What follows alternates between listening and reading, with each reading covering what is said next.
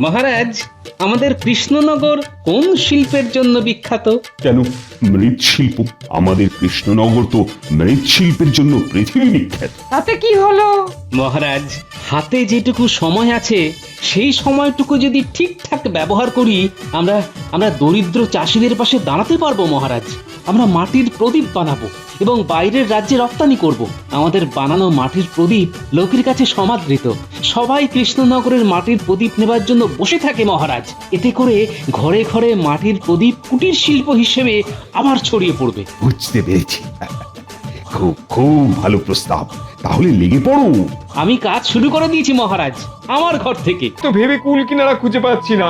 আমি বলি কি পুটির বাবা, চলো না আমরা বরং মহারাজকে গিয়ে আমাদের এই দুঃখের কথা বলি, কি বলো? হ্যাঁ হ্যাঁ হ্যাঁ, তাই তাই চলো, তাই চলো, তাই চলো।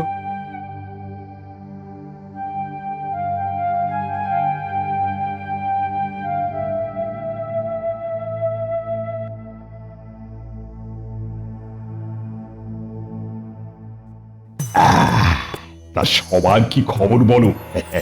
সামনেই তো কালী পুজো, সবাই কি চিন্তা ভাবনা করলে? মহারাজ, আমার এই রাজ্যের চাষি ভাইদের নিয়ে বেশ চিন্তা হচ্ছে। এবারে বোরো ধান চাষের জন্য তো তেমন ভাবে বৃষ্টি হলো না। ওরা কিভাবে চাষ করবে, কি খাবে, কিছুই বুঝতে পারছি না মহারাজ। এটা তুমি তো ঠিক কথাই বলেছো। মহারাজ, মহারাজ, আপনি আপনি আমাদের বাঁচান মহারাজ, আপনি আমাদের বাঁচান। কি হলো, কি হলো? মহারাজ, সামনে মা কালীর পুজো, কিন্তু মায়ের আশীর্বাদ আমরা পাচ্ছি না। এ আবার কিরকম কথা? মায়ের আশীর্বাদ তো আমরা সবাই পাচ্ছি, আর সেই জন্যই তো বেঁচে আছি। রোজ রোজ এত চিন্তা নিয়ে বেঁচে থাকাকে কি আর বেঁচে থাকা বলে মহারাজ? এবারে এতটুকু বৃষ্টি হয়নি, বড় ধান চাষ করার জন্য সেচ করে নদী থেকে জল আনতে হবে। মহারাজ, আপনি আপনি আমাদের কিছু অর্থ দিয়ে সহযোগিতা করুন। দেখলেন তো মহারাজ, আমি ঠিক আন্দাজ করেছিলাম। হ্যাঁ, তোমাদের কথাই তো গোপাল একটু আগেই বলছিল। আমি তোমাদের কষ্টটা বুঝতে পারছি। মহারাজ, আপনি যখন আমাদের যন্ত্রণা বুঝতে পেরেছেন, তখন আমাদের কিছু অর্থ সাহায্য করুন না মহারাজ। দেখো, এই মুহূর্তে আমার কাছে রাজকোষে তো তেমন কিছু নেই, আর সামনেই মা কালীর পুজো, অনেক খরচা আছে, বুঝতেই পারছো।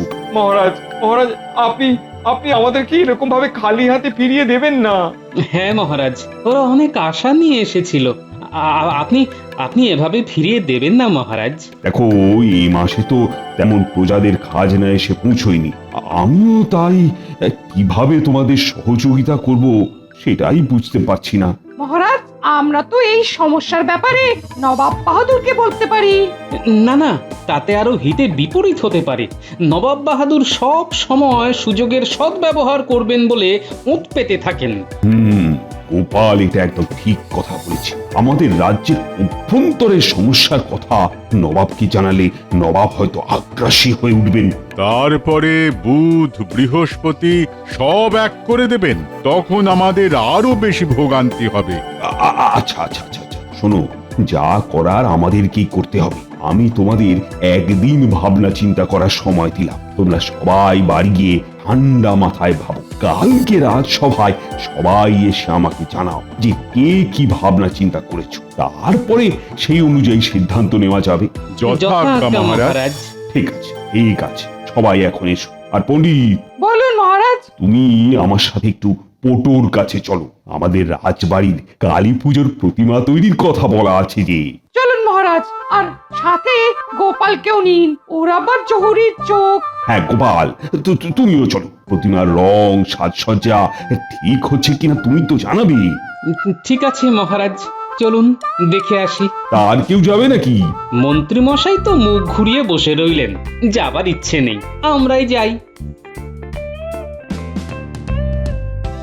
ওটো, প্রতিমা দেখতে এলাম। তা কেমন হচ্ছে?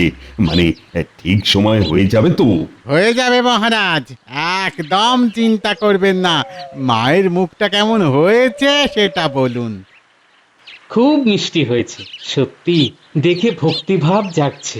আমি পটকে বলেছিলাম মায়ের মুখটা যেন একটা শিশুর মতো হয়। ওই মধ্যবয়সী মহিলার মতো মায়ের মুখ হবে এ আমার ভালো লাগে না। মা তো ষোড়শী। সব ঠিক হয় মহারাজ, শুধু ফাঁকিবাজি হয় ওই শিয়ালের জায়গায়। কিরকম কিরকম বলো শুনি।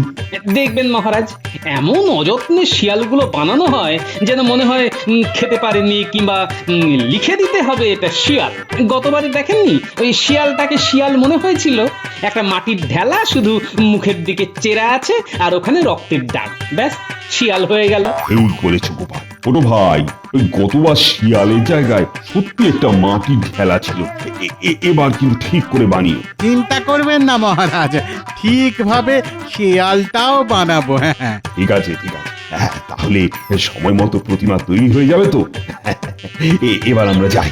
হ্যাঁ।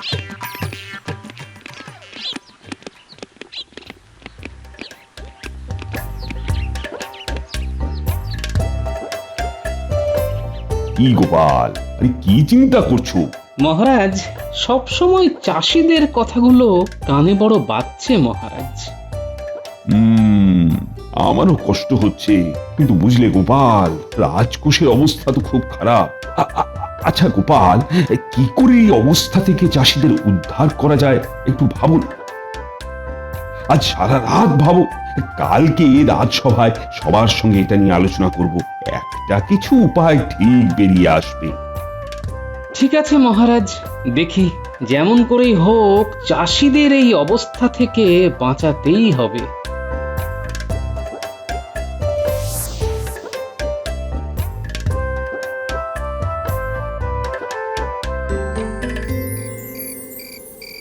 আজ সন্ধে দিতে একটু দেরি হয়ে গেল না?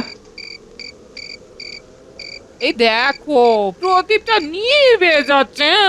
এলোমেলো হাওয়া দিচ্ছে তো। গিন্নি, এই দিকটা প্রদীপ রাখো, হাওয়াটা এখানে বাধা পাবে, বুঝলে? ঠিক বলেছ। এই শাঁখটা বাজিয়ে তোমার সাথে কথা বলছি, অনেক কথা আছে জানো। ওই জ্বলন্ত প্রদীপ আমার মনের অন্ধকার দূর করলো। আমি উপায় পেয়ে গেছি। বলো, কি কথা আছে? উটির মা এসেছিল, ওরা ভীষণ কষ্টে আছে গো। গিন্নি, সমস্ত কৃষ্ণনগরবাসী কষ্টে আছে। মহারাজের সঙ্গে কথা বলেছি, বুঝলে? রাজকোষের অবস্থাও খুব সঙ্গীন। তাহলে উপায়? মহারাজও চিন্তিত, তিনি বিকল্প উপায় খুঁজছেন। সভাসদদের ভাবতে বলেছেন। কালী পুজো তো এসে গেল, হাতে তো খুব বেশি সময় নেই। তোমার প্রদীপ আমার মনের অন্ধকার মুছে দিয়েছে। আমি উপায় পেয়ে গেছি গিন্নি। বলি কি উপায়?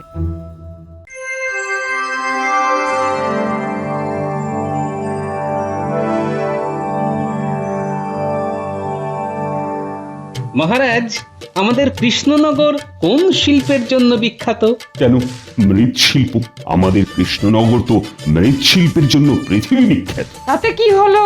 মহারাজ, হাতে যেটুকু সময় আছে সেই সময়টুকু যদি ঠিকঠাক ব্যবহার করি আমরা দরিদ্র চাষিদের পাশে দাঁড়াতে পারবো মহারাজ। আমরা মাটির প্রদীপ বানাবো এবং বাইরের রাজ্যে রপ্তানি করব। আমাদের বানানো মাটির প্রদীপ লোকের কাছে সমাদৃত। সবাই কৃষ্ণনগরের মাটির প্রদীপ নেবার জন্য বসে থাকে মহারাজ। এতে করে ঘরে ঘরে মাটির প্রদীপ কুটির শিল্প হিসেবে আবার ছড়িয়ে পড়বে। বুঝতে পেরেছি। খুব খুব ভালো প্রস্তাব, তাহলে লেগে পড়ো। আমি কাজ শুরু করে দিয়েছি মহারাজ, আমার ঘর থেকে। ঘর থেকে মানে? কাল সন্ধ্যায় আমার গিন্নি যখন তুলসী তলায় প্রদীপ জ্বালাচ্ছিল, তখন সেই মাটির প্রদীপ দেখে আমার মাথায় এই পরিকল্পনাটা এলো মহারাজ। হ্যাঁ, আর সঙ্গে সঙ্গে তুমি কাজ শুরু করে দেবার কথা চিন্তা করলে। হ্যাঁ মহারাজ, সকালবেলায় আমি আমার বানর সেনার বাড়ি বাড়ি গিয়ে তাদের বাবা মাকে এই মাটির প্রদীপ তৈরি করার ব্যাপারে উৎসাহ দিয়ে এলাম। আমার বাড়িতেও মাটির প্রদীপ তৈরি হচ্ছে। এই রকম ভাবে কৃষ্ণনগরের প্রতিটা বাড়িতে কুটির শিল্পের মতো তৈরি হোক মাটির প্রদীপ। সেই মাটির প্রদীপ আমাদের অন্ধকার জীবনে আলো জ্বালাবে মহারাজ। খুব ভালো প্রস্তাব গোপাল। আমি তোমার কাছে কৃতজ্ঞ যে খুব কম সময়ের মধ্যে একটা বিকল্প পরিস্থিতি তৈরি করতে পেরেছো বলে। মহারাজ, এইবার এই মাটির প্রদীপ তৈরির বিষয়টা ঢেঁড়া পিটিয়ে সবাইকে জানিয়ে দিন। আমি এক্ষুনি শুরু করে দিচ্ছি গোপাল। মা কালীর আশীর্বাদে সবার ঘরে হেমন্তের ধান যেন পূর্ণ হয়ে ওঠে।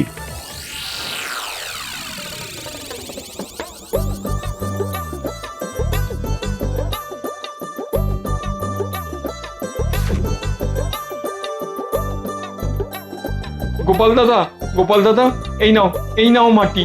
গোপাল দাদু, এই দেখো কত প্রদীপ তৈরি করেছি।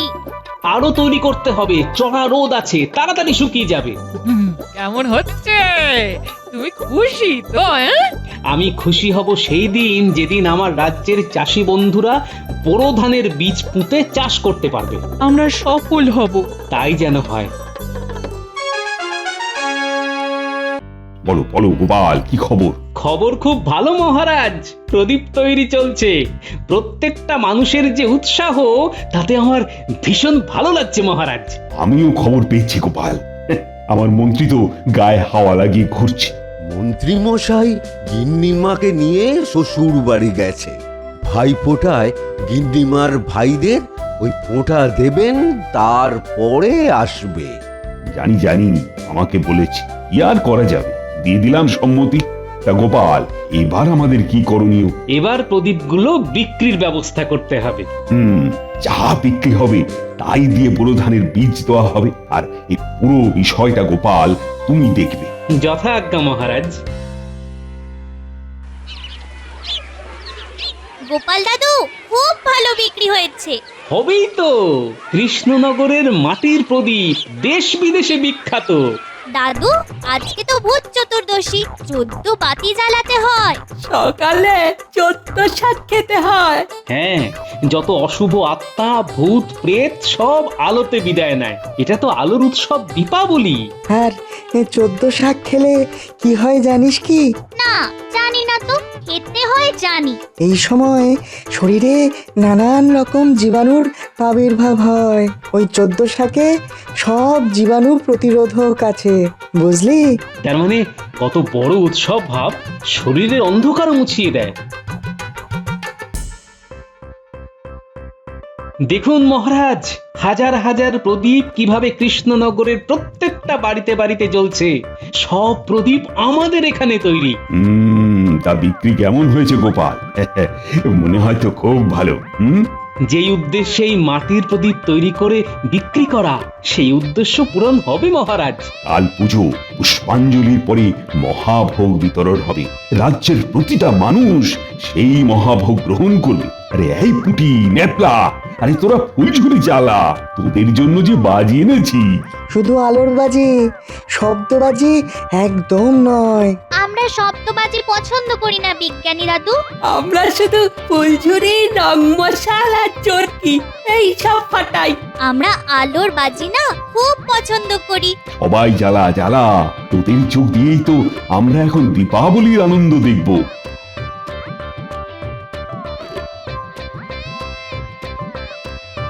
দেখছেন মহারাজ, আমাদের ছোটবেলা এখন এদের হাতে। এদের আনন্দ দেখলে তো নিজেদেরই আনন্দ হয়। এরাই তো আজকের আগামীকাল। ওম সর্বমঙ্গল মঙ্গলে শিবে সর্বত্র সাধিকে শরণ্যে ত্র্যম্বকে গৌরী নারায়ণী নমস্তুতে। সৃষ্টি স্থিতি বিনাশনং শক্তিভূতে সনাতনী গুণাশ্রয়ে গুণময়ে নারায়ণী নমস্তুতে। শরণাগত দিনাত্র পরিত্রাণোপরায়ণে সর্বস্বার্থী হরে দেবী নারায়ণী নমস্তুতে। মহারাজ, রানীমা, ফুল মায়ের পায়ে দিয়ে দিন। এবার হাত জোর করে মায়ের কাছে যা চাইবার চেয়ে নিন। আমার একমাত্র চাওয়া, আমার প্রজারা যেন সুখে শান্তিতে থাকে। প্রজারা তো আমার ছেলে, ছেলে সুখ, মায়ের সুখ। জয় মা। বড় ভালো বলেছ রানী, এই আঁধার যেন দূর হয়ে যায়। মহারাজ, এবার চাষিদের ধানের বীজ দেওয়ার উৎসব শুরু করি। মহারাজ, আমাদের খুব ইচ্ছা রানীমার পবিত্র হাত থেকে আমরা ধান বীজ নেব। নিশ্চয়ই, আমি তো সেটাই ভাবছিলাম। রাজ্যের লক্ষ্মীর হাত থেকে ধানের বীজ নেবে তোমরা। ধান বীজ উৎসব শুরু। আর যারা ভোগ খেতে চাও, যেখানে খাবার আয়োজন হয়েছে সেখানে চলে যাও। আমি একজন একজন করে নাম ডাকবো, তারা সবাই রানীমার হাত থেকে ধান বীজ নেবে। কেউ হুটোপাটি করবে না। মন ভরে পেট ভরে মায়ের ভোগ খেয়ে নে। গিন্নি, তুমিও পেট ভরে খাও। পুষ্পাঞ্জলি দিয়েছি, মন ভরে গেছে। এবার মন ভরে ভোগ খাবো। গোপাল দাদু কি যে আনন্দ হচ্ছে কি বলবো। দুদিন আগেও না বাবা মা কিরকম মন মরা হয়েছিল। সব সময় মুখ বুজে বাড়িতে বসে থাকতো আর কাঁদতো। আর তো কান্না নয়, মা কালী তো তোদের কথা রেখেছে। দেখছিস না সবার মুখে কিরকম খুশি। ঠিক বলেছ গো, সবাই ভীষণ ভীষণ খুশি। এসো এসো ভোলা এসো। আজ তো ওই কৃষ্ণনগরের পথে পথে শুধু তোমারই নাম। আমি কিছু করিনি গো, সবই তাঁর ইচ্ছা। সব কৃতিত্ব মহারাজের। অমন দয়ালু মহারাজ রানীমা পেয়েছি বলে আমরা বর্তে গেছি। তাহলে ওই বড় ধান বপন করা হবে। চাষিরা খুব চিন্তায় ছিল গোপাল। আমাদের ধান বীজ দেওয়ার উৎসব এখানেই শেষ হলো। এখন সবাইকে মায়ের পুজোর ভোগ গ্রহণ করতে অনুরোধ করছি। চলো চলো বিজ্ঞানী, মায়ের ভোগ গ্রহণ করি। গোপাল তো বাচ্চাগুলোকে নিয়ে ভোগের ওখানেই গেছে। চলো চলো শিগগিরই চলো। মন্ত্রী মশাইকে দেখছি না তো। মন্ত্রী মশাই গিন্নিমাকে নিয়ে শ্বশুর বাড়ি গেছেন, ভাই ফোঁটা কাটিয়েই আসবেন। ও, আজ সকালটা কাটলেই তো কাল ভাইফোঁটা। যাদের বোন আছে তাদের কি মজা না। বোনের হাত থেকে ফোঁটা নেওয়া আমার আর হলো না। আমারও তো তাই অবস্থা গো ভোলা, আমাকে পুঁটি ফোঁটা দেয়। তবে ওই নাতনির হাতে ফোঁটা, ওটাও খুব মধুর। না, আজই মহারাজকে এই বিষয়টা নিয়ে বলবো।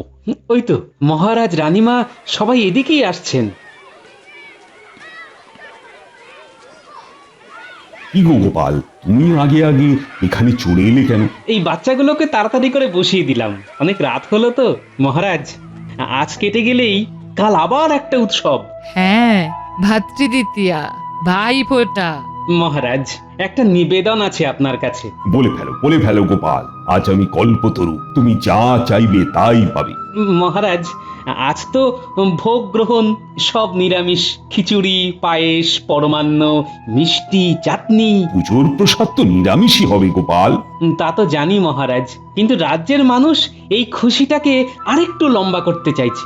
বলো শুনি। কাল ভাইফোঁটা মহারাজ। এখানে অনেক মানুষ আছে যাদের বোন নেই, তাদের এই দিনটা বড্ড কষ্ট হয় মহারাজ। আবার অনেকে আছে মহারাজ, তাদের ভাই নেই। ভাইকে ফোঁটা দেওয়ার যে আনন্দ, সেটা তারা পায় না। আমি গোপালের ইঙ্গিত বুঝে গেছি মহারাজ। গোপাল, তোমার ইচ্ছে পূরণ হবে। আরে আমাকে জানাও। গোপালের কি ইচ্ছে আমি তো কিছুই বুঝতে পারছি না। গোপাল চাইছে ভাই ফোঁটার ভোজ। আমি বলছি ভাই ফোঁটার ভোজ রাজবাড়ি থেকেই হবে। রাজবাড়ি থেকে? ভাই ফোঁটা? তো ফোঁটা দেবে কি? আমার ভাই আসবে, তাকে আমি ফোঁটা দেব। তার সাথে আমার রাজ্যের প্রজাদেরও আমি ফোঁটা দেব। এটা কি করে সম্ভব হবে গিন্নি? কেন মহারাজ, অসম্ভবের কি আছে? তুমি তো মা, আরে মা হয়ে কি করে ছেলেদের ভাই ফোঁটা দেবে? মায়ের একটি রূপ দিদি, দিদিও শাসন করে, মাও শাসন করে। আমি আসলে মা, রূপ বদলে দিদি। আমার পুত্র সম ভাইদের দীর্ঘ জীবন কামনায় জমির দুয়ারে কাঁটা দেব মহারাজ। রানীমার সাথে আমিও দেব, আমিও ফোঁটা দেব। তাহলে মহারাজ কি হলো? মা দুর্গা যেমন মাতৃরূপে থাকেন, তেমনি অগ্নি রূপেও থাকেন। তাহলে তো আর কোনো বিরোধ নেই। বিরোধ? আরে বলো কি গোপাল, আমার রাজ্যে এ তো ভীষণ আনন্দের একটা অনুষ্ঠান। তাহলে কাল আবার ভোজ, দিনে ও রাতে। ভাই ফোঁটার ভোজ। নাও নাও নাও, এবার সবাই প্রসাদ গ্রহণ করো, রাজ্যে শেষ হয়ে এলো।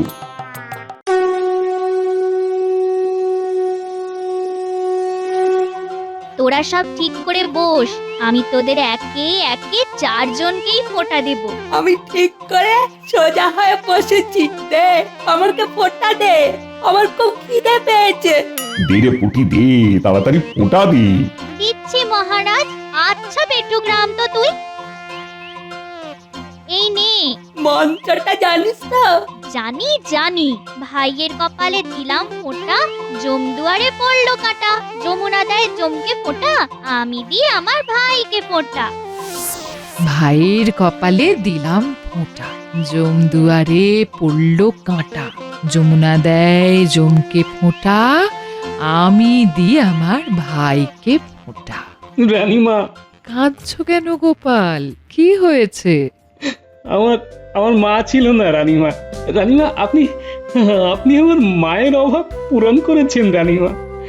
আর আর আজ আপনি আমার দিদির অভাবও পূরণ করলেন রানীমা। আমি আমি কি ভাগ্যবান রানীমা। নাও গোপাল, মিষ্টিটা খেয়ে নাও, এবার ভোলা তোমাকে ফোঁটা দেব। তোমাদের সবার ফোঁটা নেওয়া হয়েছে, এবার আমার পালা। গোপাল গিন্নি, দাও, তুমি তোমার মহারাজকে ফোঁটা দাও। তারপরে আমি দেব। তারপর আমি দেব মহারাজ, আমার হাতে ফোঁটা নেবেন তো? সে কি, কেন নেব না? আমি তো ফোঁটা নেবার জন্য বসে আছি। আমি তো ভাগ্যবান গোপাল। প্রথমে বোনদের হাতে ফোঁটা, তারপর নাতনির হাতে ফোঁটা। এই ভাইয়ের কপালে দিলাম ফোঁটা, জমদুয়ারে পড়লো কাঁটা, যমুনা দেয় জমকে ফোঁটা, আমি দিই আমার ভাইকে ফোঁটা।